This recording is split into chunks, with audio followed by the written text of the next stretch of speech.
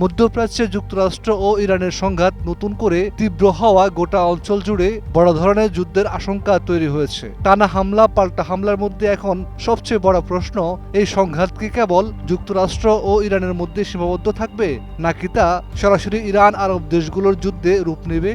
বিশেষজ্ঞদের মতে ওয়াশিংটনের কৌশলগত অবস্থান এবং উপসাগরীয় দেশগুলোতে মার্কিন সামরিক উপস্থিতি সে ঝুঁকিকে আরও বাড়িয়ে তুলছে।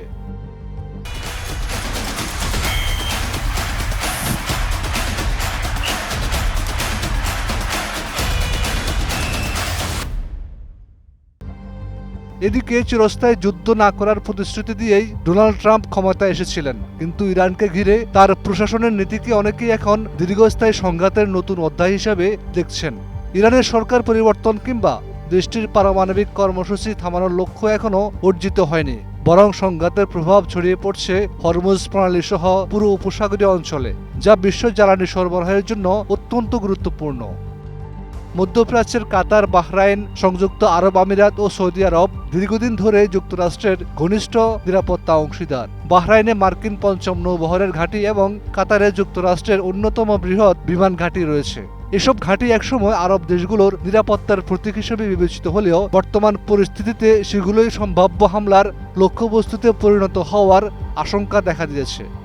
এদিকে যুক্তরাষ্ট্র ও ইসরায়েলের নীতির কারণে ইরানের সঙ্গে উপসাগরীয় দেশগুলোর সম্পর্ক আরও উত্তেজনাপূর্ণ হয়ে উঠেছে। অনেক সময় ওয়াশিংটনের সঙ্গে ঘনিষ্ঠ সহযোগিতার কারণে সরাসরি হুঁশিয়ারিও দিয়েছে তেহরান, ফলে আঞ্চলিক নিরাপত্তা পরিস্থিতি দিন দিন আরও জটিল হচ্ছে।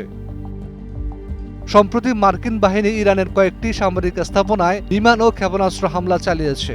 এর জবাবে ইরানের আইআরজিসি দাবি করেছে তারা জর্দানের আল আজরাতে অবস্থিত একটি মার্কিন বিমান ঘাঁটিতে ক্ষেপণাস্ত্র ও ড্রোন হামলা চালিয়েছে। আইআরজিসির দাবি অনুযায়ী ওই হামলায় দুটি মার্কিন যুদ্ধবিমান ধ্বংস হয়েছে এবং আরও কয়েকটি বিমান ক্ষতিগ্রস্ত হয়েছে।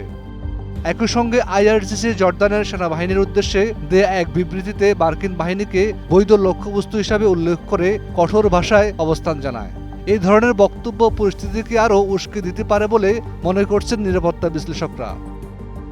বিশেষজ্ঞদের মতে হরমুজ প্রণালীতে অস্থিরতা বাড়লে বিশ্ববাজারে জ্বালানি তেলের দাম নতুন করে অস্থির হয়ে উঠতে পারে। পাশাপাশি উপসাগরীয় দেশগুলোর অর্থনীতি, বাণিজ্য ও নিরাপত্তা ব্যবস্থাও বড় ধরনের চাপে পড়বে। এখন কূটনৈতিক উদ্যোগ ব্যর্থ হলে এই সংঘাত কেবল যুক্তরাষ্ট্র ইরান বিরোধেই সীমাবদ্ধ থাকবে না, বরং পুরো মধ্যপ্রাচ্যকে আরও বিস্তৃত আঞ্চলিক সংঘাতের দিকে ঠেলে দিতে পারে। ডেস্ক রিপোর্ট, একুশে টেলিভিশন।